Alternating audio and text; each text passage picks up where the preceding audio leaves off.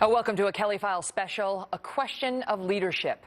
Over the last 2 weeks, we have witnessed a remarkable moment in the arc of the Obama presidency, as the president's former CIA director and defense secretary gives a series of interviews that raise serious questions about the president's foreign policy and his leadership. Joining me now with more, Lanny Davis, former special counsel to President Clinton and author of the book Crisis Tales. And he joins me now. Lanny, let's pick up with that. Do you believe that this is a play by Panetta to prop up Hillary Clinton, who's already created some daylight between herself and the president on foreign policy?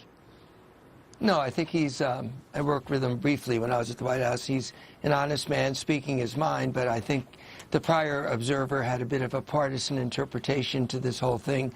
First of all, a majority of Democrats, a majority of liberal Democrats, support the bombing of ISIS without being involved in a ground war, as do most Americans. So I don't know where he gets his judgments about the Democratic base. I don't think he's a member of the Democratic base.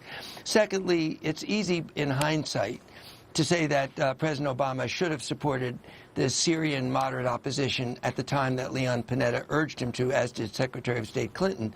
But even Secretary of State Clinton said she's not sure that would have made a difference. And now the president is supporting the Syrian moderate opposition. It's a very and the different base day. of the party, and well, the base of the party is supporting his policies. So he is very low in approval ratings. When Harry Truman left office, he had 28% approval ratings. History's judged him very well. And Democrats, I would suggest, don't do themselves any good by running away or not admitting who you voted for or saying all of a sudden that you oppose them. It's so there dishonest, isn't it? I mean, it's so dishonest. Like, does Alison Lundergan Grimes really want us to believe that she didn't vote for Barack Obama? I mean, why not just own it? It's so disingenuous. Well, I would do more than that. She is a great candidate. I support her. But if I were advising her, I would say, Ms. Grimes, in Kentucky, it's one of the few states in the country where Obamacare has a positive approval because it's worked so well. It's covered uninsured people. It's guaranteed that pre-existing conditions aren't going to cost you your insurance. So throw your arms around it. So why not support? Right. Well, because they're politicians. We are but Democrats. Let me ask you this. I want to ask you this because so many of Panetta seems to be taking a genuine shot at the president's leadership.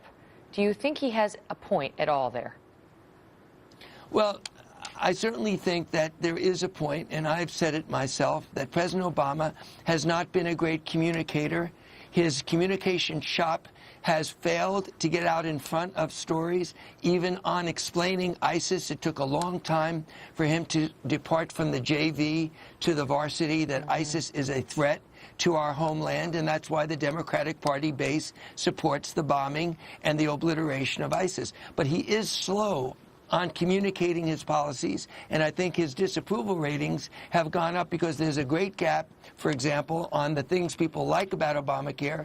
He's not been out there communicating that clearly. Lanny Davis, always good to see you, sir.